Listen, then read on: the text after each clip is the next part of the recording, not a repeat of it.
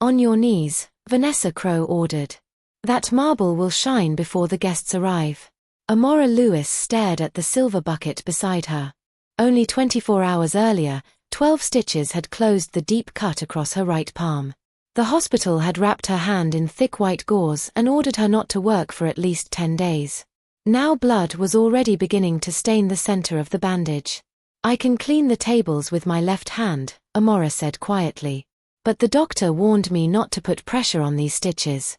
Vanessa lowered herself until her diamond earrings glittered inches from Amora's face. I didn't ask what your doctor said. Then she kicked the scrub brush across the floor. Amora had survived 4 years inside the Crowe mansion by remaining calm, noticing everything, and never letting cruel people steal her dignity. But what happened when billionaire Julian Crowe returned home early would expose far more than Vanessa's cruelty. Before we continue, subscribe and tell us in the comments where you're watching from, because the small detail Amora noticed beneath that marble floor would soon place everyone in the mansion in danger. Julian was supposed to be in Singapore for 3 more days, finalizing the biggest acquisition in Crowe Industries history. Vanessa had chosen that morning to rehearse their engagement dinner without him. 40 influential guests would arrive that evening, including board members whose approval she desperately wanted. Amora slowly knelt. Pain shot from her palm to her elbow as she reached for the brush. 3 days earlier, she had cut her hand while removing broken glass from Julian's private office. Vanessa claimed she had accidentally dropped a crystal decanter. But Amora knew the truth. She had entered the office after hearing drawers being opened and found Vanessa searching Julian's locked filing cabinet. When Vanessa noticed her, she swept the decanter from the desk and watched it shatter. "Clean it," she had ordered. Amora had obeyed because she needed the job. Her younger sister, Simone, was completing her final semester of nursing school, and their rent depended on Amora's salary. But while gathering the glass, Amora had found something unusual beneath Julian's desk, a torn corner of a blue document carrying the words Confidential Voting Authority. She hid it inside her uniform pocket seconds before Vanessa stepped on a fragment of glass near Amora's fingers, forcing her hand downward. The cut had required 12 stitches. Now Vanessa stood over her in a fitted emerald dress, holding Amora's medical leave certificate between 2 fingers. "This says you're unable to perform heavy duties," Vanessa said. "Scrubbing is not heavy. It also says the wound may reopen." Vanessa tore the certificate in half. "Then try not to bleed on my floor." 2 event coordinators nearby lowered their eyes. Neither intervened. Vanessa had already dismissed 3 employees that month, and everyone understood that defending Amora could cost them their jobs. Amora pressed the brush against the marble. The first movement pulled at the stitches. The second caused a warm trickle beneath the bandage. By the 4th, her breathing had become uneven. Vanessa watched without sympathy. "Harder." Amora scrubbed again. A faint red mark appeared on the white marble. Vanessa seized her injured wrist. "I warned you not to stain it." Amora gasped. "Please let go. You expect me to feel sorry for you after you damaged a $20,000 decanter? You broke it." Silence spread through the foyer. Vanessa's polished expression disappeared. "What did you say?" Amora lifted her eyes. "I saw you searching Julian's cabinet before it fell." Vanessa tightened her grip until blood soaked through the gauze. "You saw nothing." One coordinator quietly backed toward the hallway, but Vanessa noticed. "If anyone repeats this conversation, none of you will work in this city again." She released Amora and turned toward the staircase. "Finish the entire foyer. If I see 1 mark when I return, I'll deduct the decanter from your wages." Amora remained kneeling until Vanessa disappeared upstairs. Then Mrs. Bell, the mansion's elderly housekeeper, hurried forward with a clean towel. "We need to take you back to the hospital." "I can't leave yet. Your hand is bleeding." Amora looked toward the security camera above the entrance. Its small red light was off. Vanessa had disabled the cameras before forcing her to scrub. That meant she wasn't merely being cruel. She was making certain there would be no record of what happened inside the mansion that morning. Amora wrapped the towel tightly around her palm. As she reached for the bucket, she noticed something caught between 2 marble tiles, a tiny blue fiber. It matched the confidential document fragment she had found in Julian's office. She used her uninjured hand to pull it free. Attached to the fiber was a narrow strip of laminated paper containing 6 handwritten numbers. Mrs. Bell stared at it. "What is that?" "I don't know." But Amora recognized the handwriting. She had seen it every week on Julian's instructions for the household staff. The numbers had been written by Julian himself. Amora slipped the strip into her apron just as footsteps sounded above them. Vanessa was returning, now carrying Julian's black leather briefcase. Amora froze. Julian had taken that briefcase to Singapore. Vanessa placed it on the foyer table and entered a 6-digit code. The locks clicked open. Inside were company seals, shareholder documents, and a satellite phone. Mrs. Bell whispered, "How did she get that?" Vanessa looked directly at Amora. "You should have gone to the hospital when you had the chance." She removed a document and placed it beside the company seal. At the bottom was a signature that appeared to belong to Julian Crowe. Amora saw the blue header. It matched the fragment from beneath his desk. Before she could read more, headlights swept across the tall entrance windows. A vehicle stopped outside. Vanessa's face lost all color. The front door opened, and Julian stepped into the foyer wearing the same clothes he had worn when leaving for the airport. His gaze moved from Vanessa holding his supposedly missing briefcase to Amora kneeling beside the bloody water. Then he saw the torn bandage around her hand. "Amora," he said, his voice dangerously calm. "Who made you do this?" Before she could answer, Julian's phone rang. He listened for 3 seconds, then stared at Vanessa. "The plane carrying my executive team disappeared from radar 20 minutes ago." Amora felt the laminated numbers inside her apron. Vanessa slowly closed the briefcase. And Julian finally noticed that the signature on the document beside her was not his. Julian crossed the foyer and took the forged document from the table. Vanessa recovered quickly. "You weren't supposed to be home." "That is not an explanation. The board needed an emergency authorization while you were traveling. Your legal department prepared it." "My legal department does not forge my signature." Julian turned the document toward the light. It transferred temporary voting control of Crowe Industries to Vanessa in the event that he became unreachable for more than 6 hours. With his executive plane missing from radar, that condition had just been triggered. But Julian had never signed it. He looked at the black briefcase. "This was locked inside my plane." Vanessa folded her arms. "You left it here." "No. I personally carried it aboard." Amora remembered the 6 handwritten numbers hidden inside her apron. They were probably the briefcase code. If so, Julian had written them for someone. But how had the strip ended up beneath the foyer floor? Julian's attention returned to her blood-soaked bandage. "Stand up slowly." "I'm all right." "No, you're not." He helped her rise without touching the injured hand. When he saw the bucket's water turning pink, anger hardened his face. "Who ordered you to scrub?" Vanessa stepped between them. Amora broke an expensive decanter and then arrived with a conveniently injured hand. "I asked her to complete one simple task. She received those stitches because of that decanter," Mrs. Bell said. Vanessa glared at her. "No one asked you." Julian looked toward the security camera. "Why is the camera off?" "The system must have malfunctioned." "All 6 foyer cameras malfunctioned together?" Vanessa said nothing. Julian called the mansion's security supervisor, but the call went directly to voicemail. He tried the control room next. No answer. "Mrs. Bell, take Amora to the first aid room. Lock the door and remain with her." Vanessa laughed bitterly. "You're protecting a maid while your employees may be dead. I'm protecting an injured woman from the person who forced her wound open." The words struck Vanessa like a slap. Julian picked up the briefcase and moved toward his study, but Amora spoke before he reached the stairs. "Mr. Crowe, there's something you need to see." She removed the laminated strip. Vanessa's gaze immediately dropped to it. Amora noticed. "I found this between the marble tiles." Julian examined the numbers. "This is my handwriting. Is it the code for your briefcase?" It was. I changed it 2 weeks ago. He entered the 6 numbers. The briefcase opened. Vanessa's confidence disappeared again. Julian searched its compartments.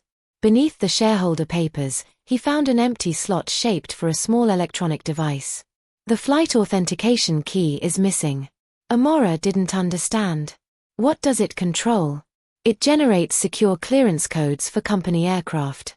Without it, someone could send false routing instructions that appeared to come from our aviation office.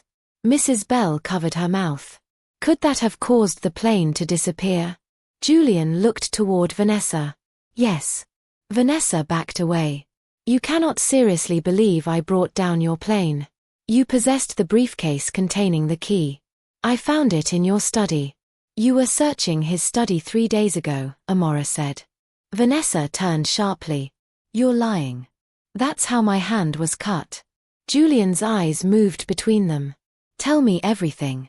Amora described entering the office, finding Vanessa beside the filing cabinet, seeing the crystal decanter fall, and discovering the torn blue document. She reached into the inner seam of her apron for the fragment, but the pocket was empty. Vanessa smiled. Amora checked again. The fragment was gone. You mean this imaginary evidence? Vanessa asked. I hid it inside my apron at the hospital. You've been taking pain medication. Perhaps you're confused. Amora remembered Vanessa grabbing her wrist. While everyone watched the blood soaking through the bandage, Vanessa's other hand had brushed against her apron. She had taken the fragment. Julian opened his mouth, but a loud electronic click came from every door in the foyer. The mansion had locked down. Metal shutters descended over the tall windows.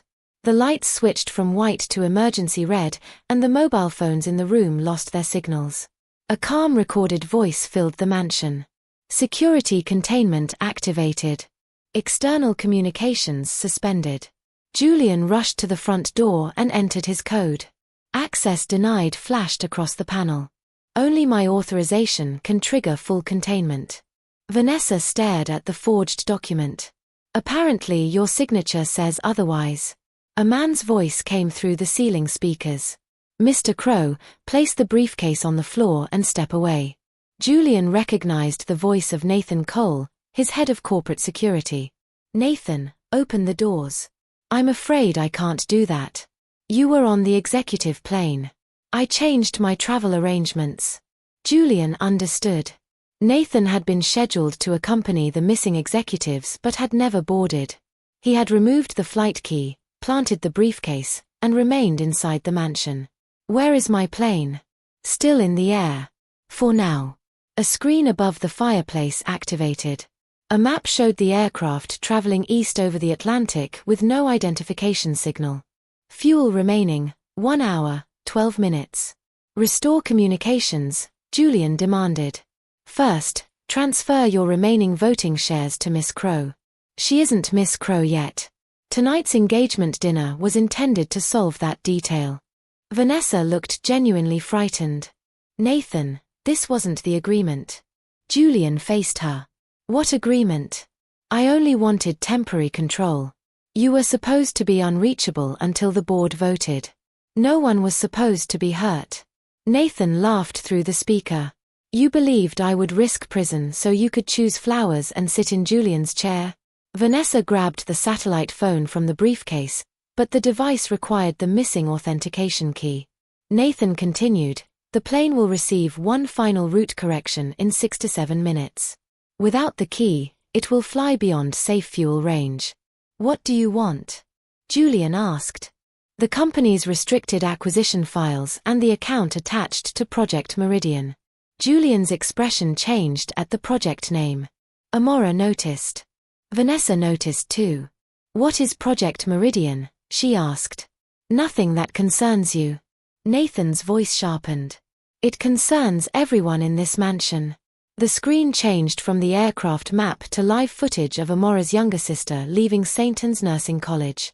Simone wore blue scrubs and carried a stack of textbooks, unaware that a black SUV was moving slowly behind her. Amora stepped toward the screen. Leave my sister alone. Nathan replied calmly, you found something beneath the floor that belongs to me. The 6-number strip. Amora closed her injured hand around it. Julian looked at her. Why would an old briefcase code matter to him? Nathan answered first. Because the numbers are not merely a code. Turn the strip over. Amora did. Faint lines appeared beneath the emergency lights. It was part of a miniature floor plan showing a room hidden between Julian's study and the mansion's west wall. Julian stared at it. This house has no room there. It does, Mrs. Bell whispered. Your father sealed it 22 years ago. Nathan ordered them to bring the strip and briefcase to Julian's study within 10 minutes. If they failed, the SUV following Simone would receive new instructions. The screen went black. Amora swayed, and Julian caught her before she fell. You've lost too much blood. My sister is out there. I will not let him take her. You can't even open your own front door. The truth of her words silenced him. Vanessa reached toward the strip. Give it to Nathan. It's only an old floor plan. Amora pulled it away. Then why did you steal the blue document from my apron? Vanessa froze. Julian stepped closer. Return it. I don't have it. A soft vibration came from inside her emerald dress. Everyone heard it. Julian reached into the side pocket and removed a tiny black device wrapped in the torn blue paper. The missing aircraft authentication key. Vanessa stared at it in horror. I didn't put that there. From the upstairs balcony, a slow clap echoed through the red-lit foyer. Nathan Cole stood above them in a security uniform, holding a remote control in one hand and a pistol-shaped electronic stun device in the other. 2 armed security guards appeared behind him. You were never supposed to return early, Julian, Nathan said. But perhaps Amora's injured hand has finally opened the one room your father died protecting. He pressed the remote. A section of the wall inside Julian's study began sliding open. From behind it came the sound of a telephone ringing, a telephone that had been sealed inside the mansion for 22 years. The telephone rang again behind the opening wall.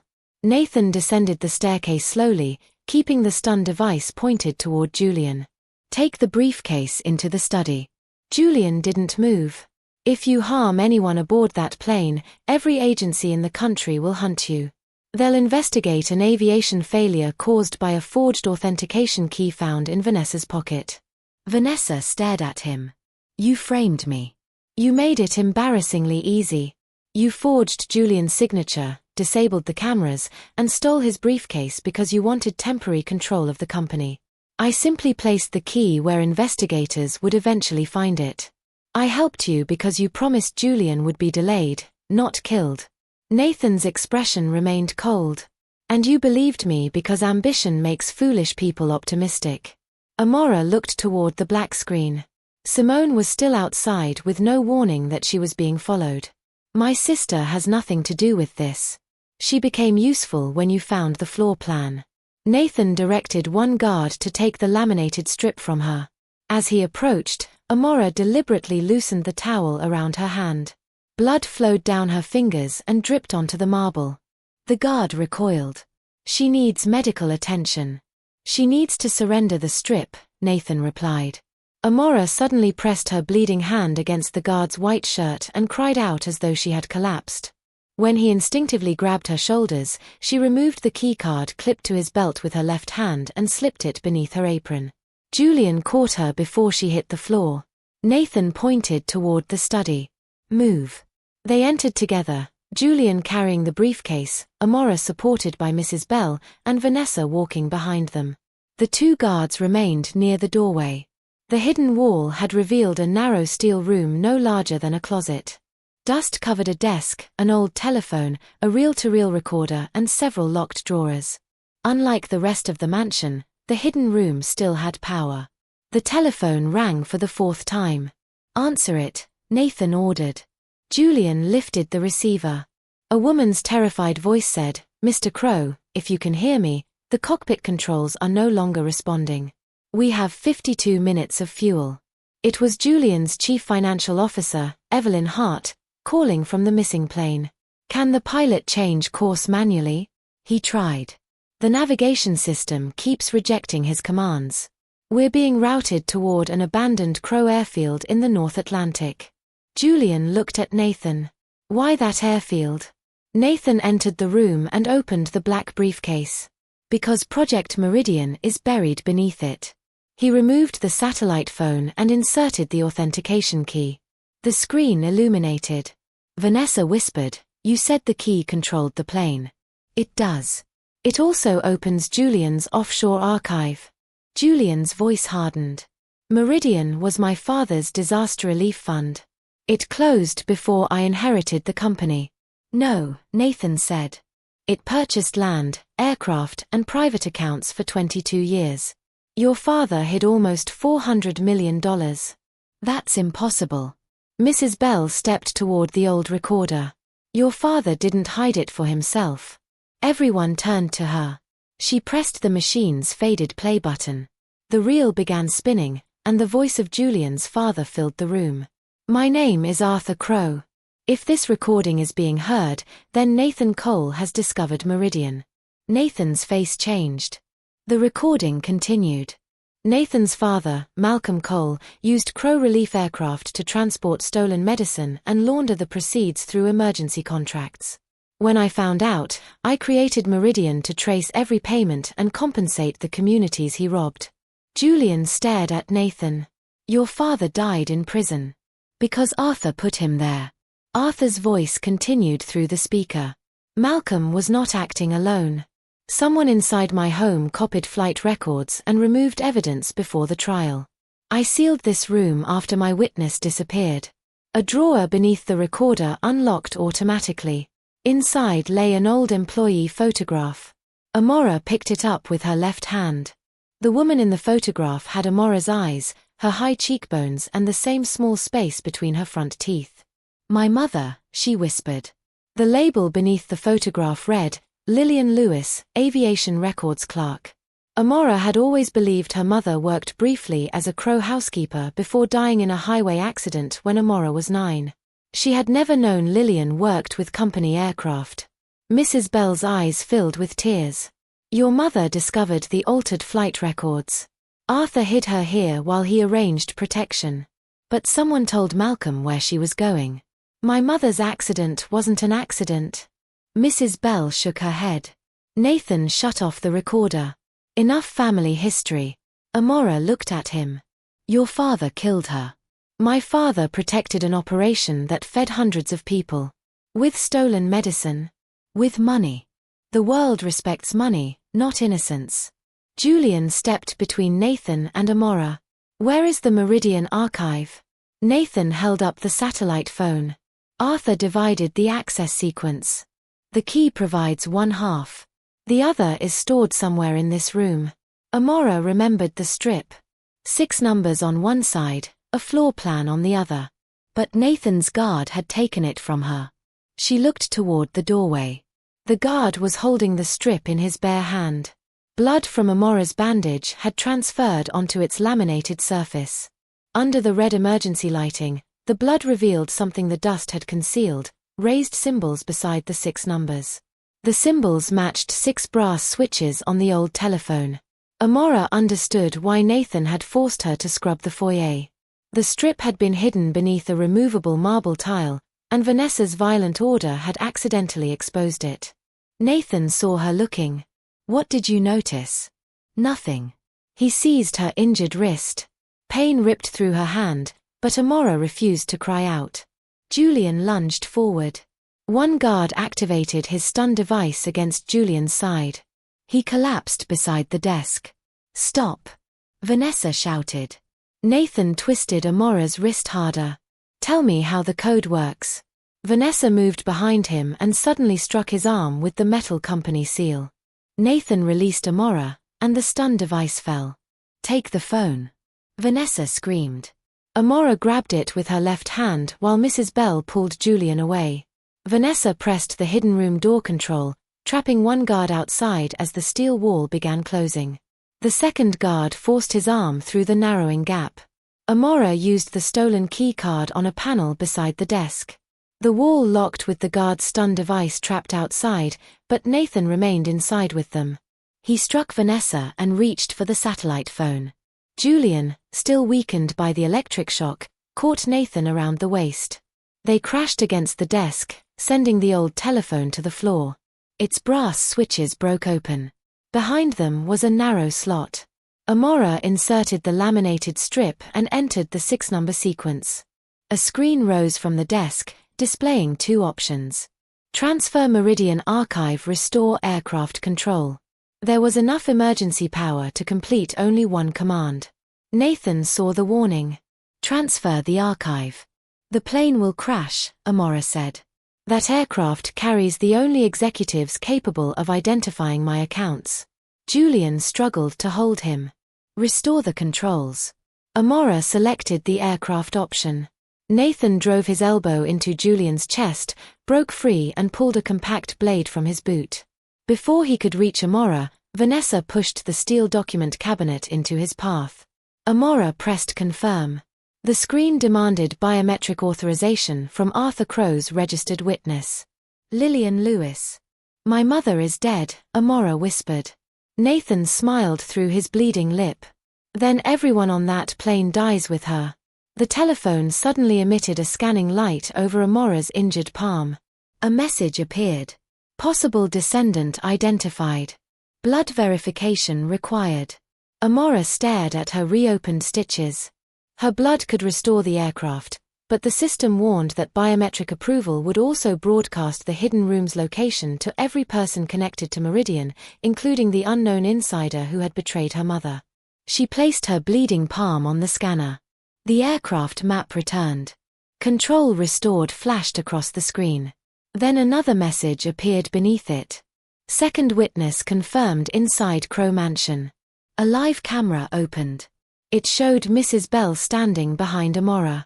And in her hand was the missing final page of Arthur Crow's file, the page proving she had been the person who revealed Lillian's escape route 22 years earlier. Amora slowly removed her hand from the scanner. Mrs. Bell. The housekeeper held the missing page with trembling fingers. I told Malcolm Cole where your mother was going, she confessed. But I didn't know he planned to kill her. Nathan stopped struggling and smiled. Finally. Mrs. Bell looked at Amora through her tears. Malcolm threatened my son. He said he would make him disappear unless I revealed Lillian's route. After the crash, Arthur discovered what I had done. I expected him to call the police. But he didn't, Julian said. He needed me to remain close to the Cole family. For 22 years, I documented every payment, false contract, and threat Nathan continued in his father's name. She turned the page over. A small memory chip was attached to its back.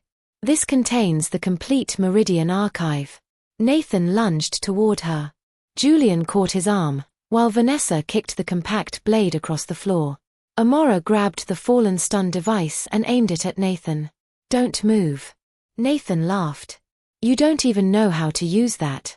I know exactly where the activation switch is. Her certainty stopped him. On the screen, the aircraft changed direction. Its identification signal returned, and the pilot confirmed that manual controls were functioning again. But Amora's relief lasted only seconds. My sister. Nathan looked toward the dark ceiling camera.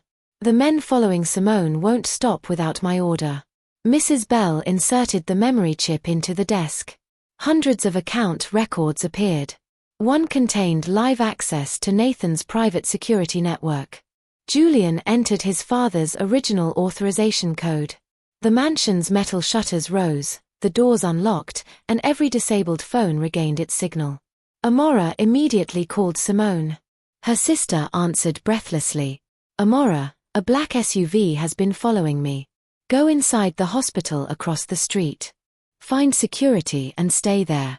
Julian contacted the police and transmitted the SUV's location through Nathan's own tracking system. Officers intercepted the vehicle before the men reached the hospital entrance. Simone was frightened but unharmed. Nathan tried to escape when the hidden room door opened, but the guard outside had already lowered his weapon. The restored security feed had broadcast Nathan's confession throughout the mansion. You threatened all of us, the guard said. I'm not going to prison for you. Police entered minutes later. Nathan was arrested for aircraft sabotage, kidnapping conspiracy, extortion, financial crimes, and his role in concealing Lillian Lewis's murder. The Meridian Archive exposed the surviving members of his father's network across 4 countries. As officers escorted him away, Nathan looked back at Amora. "You think this makes your mother a hero?" "No," Amora replied. "She was already a hero. This only makes the truth impossible to bury again." Vanessa remained beside the forged document in the foyer. Julian faced her. "You gave Nathan access to my signature, my briefcase, and the security system. I never agreed to hurt anyone. You forced an injured woman to scrub your floor while her stitches opened." Vanessa looked toward Amora. "I was angry. I made a mistake." "A mistake is spilling a drink," Julian said. "Cruelty is a decision." He removed the engagement ring from her hand and ended their engagement. Vanessa was later charged with forgery, unlawful surveillance, and conspiracy. Her cooperation against Nathan reduced her sentence, but it did not erase what she had done. The missing aircraft landed safely with 9 minutes of fuel remaining. Every executive survived. At the hospital, doctors repaired 3 torn stitches in Amora's hand. Simone refused to leave her bedside until Julian arrived carrying the old photograph of Lillian. He placed it gently beside Amora. "My father built Meridian because your mother risked everything to expose the stolen medicine. Half of its recovered funds legally belong to the Lewis Compensation Trust." Amora stared at him. "How much?" "Enough to support you and Simone for the rest of your lives. But I know money cannot replace your mother." "No," she said. "But it can complete what she started." Months later, Amora used the fund to establish the Lillian Lewis Worker Protection Center, providing legal help and emergency medical support to domestic employees threatened by powerful employers. Mrs. Bell testified publicly and accepted responsibility for revealing Lillian's route. Amora did not excuse her choice, but she acknowledged the evidence Mrs. Bell had spent 22 years preserving. The court considered both truths. Julian replaced the mansion's private security division and created independent protections for every household employee. He also ordered the blood-stained marble tile removed from the foyer. On the center's opening day, he presented it to Amora inside a glass evidence case, not as a reminder of humiliation, but of the moment a hidden conspiracy finally surfaced. Amora looked at her healed palm. Vanessa had forced her onto her knees believing pain would keep her powerless. Instead, Julian's early return, Amora's courage, and 1 drop of blood uncovered a buried murder, saved an aircraft full of people and destroyed a criminal network that had survived for 2 decades. The stitches eventually healed. The truth they opened never closed again.